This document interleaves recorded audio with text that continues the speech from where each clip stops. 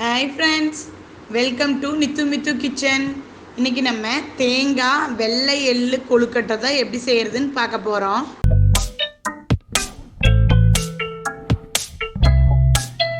அதுக்கு 1 கப் தேங்காய், 1 கப் துருவன வெல்லம், 2 டேபிள் ஸ்பூன் நெய், 1 கப் அரிசி மாவு, 1 டேபிள் ஸ்பூன் வெள்ளை எள்ளு, 4 பிஞ்ச் ஏலக்காய் தூள், 1 கப் கொதிக்கிற தண்ணி. நான் சொன்ன அரிசி மாவு, வெல்லம், தேங்காய் இந்த மூணுமே ஒரே கப்பில் மெஷர் பண்ணிக்கோங்க.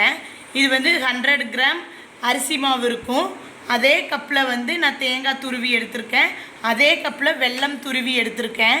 அரிசி பச்சரிசி மாவு எடுத்திருக்கேன், நார்மல் பச்சரிசி மாவு. அது ஒரு 2 மினிட்ஸ் லைட்டாக ஒரு வறுத்தீங்கன்னா போதும். ஃபஸ்ட் நம்ம தேங்காய் வெள்ளை எள்ளு கொழுக்கட்டைக்கு ஃபஸ்ட்டு பூரணம் ரெடி பண்ணி வச்சுக்கலாம். 2 டேபிள் ஸ்பூன் நெய் போட்டுக்கோங்க. நெக்ஸ்ட் 1 கப் தேங்காய் போட்டுக்கலாம். ஜஸ்ட் ஒரு 2 மினிட்ஸ் நல்லா ஃப்ரை பண்ணுங்கள் சிம்மில் வச்சு. அடுத்தது 1 கப் துருவன வெல்லம் போட்டுக்கலாம். இந்த வெல்லம் நல்லா க்ளீனாக இருக்கிறதுனால நான் அப்படியே சேர்த்திக்கிட்டேன். நீங்கள் கல் மண் ஏதாவது இருந்ததுன்னா கொஞ்சமாக வாட்டர் போட்டு கரைச்சிட்டு அதை வடிகட்டி சேர்த்திக்கோங்க. இந்த வெல்லம் நல்லா உருகி வெல்லமும் தேங்காயும் நல்லா ஒன்று சேர்ந்த மாதிரி இந்த கடாயில் ஒட்டாமல் வர்ற வரைக்கும் நல்லா வணக்கிக்கோங்க. இப்படி வணக்கினதுக்கு அப்புறமா நம்ம எடுத்து வச்ச 1 டேபிள் ஸ்பூன் வெள்ளை எள்ளு, ஒரு 4 பிஞ்ச் ஏலக்காய் தூள் இதெல்லாம் போட்டு நம்மளோட பூர்ணம் ரெடி. அடுத்தது எப்படி கொலக்கட்டை பிடிச்சி அதில் வைக்கலான்னு பார்க்கலாம். இப்போது கொலக்கட்டைக்கு நம்ம மேல் மாவு ரெடி பண்ணிக்கலாம். அதுக்கு நம்ம எடுத்து வச்ச பச்சரிசி மாவு 1 கப் போட்டுக்கலாம். 1 கப் நல்லா கொதிக்கிற தண்ணீர் போட்டுக்கலாம். 1 டீஸ்பூன் சுகர் போட்டுக்கலாம். 1/4 டீஸ்பூன் உப்பு போட்டுக்கலாம். இப்போது இந்த மாவை நல்லா நம்ம கோதுமை பதத்துக்கு நல்லா இப்படி பிசைஞ்சுக்கலாம். இப்போது நம்மளோட மேல் மாவு ரெடி ஆயிடுச்சு. இதை நல்லா உருண்டை பிடிச்சிட்டு நடுவில் இந்த மாதிரி லைட்டாக ப்ரெஸ் பண்ணுங்க.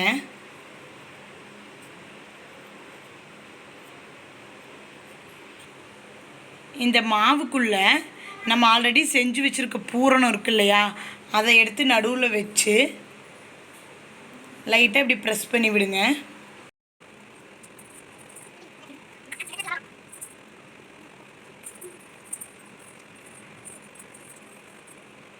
இப்போது நம்ம ஆல்ரெடி இந்த மாதிரி ரெடி பண்ணி வச்சுருக்க கொலக்கட்டைகளை நம்ம நார்மலாக இட்லி வேக வைப்போம்ல, இட்லி பாத்திரம், அதில் வச்சு கரெக்டாக 10 மினிட்ஸ் ஆவியில் வச்சு வேக வச்சிடலாம்.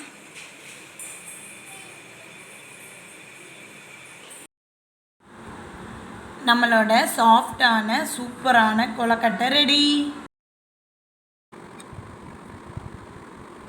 நம்மளோட சாஃப்டான சூப்பரான கொலக்கட்டை ரெடி. எல்லாத்துக்கும் ஹாப்பி விநாயகர் சதுர்த்தி. உங்களுக்கு இந்த வீடியோ பிடிச்சிருந்ததுன்னா நித்து மித்து கிச்சனுக்கு சப்ஸ்கிரைப் பண்ணுங்கள், லைக் பண்ணுங்கள். தேங்க்யூ.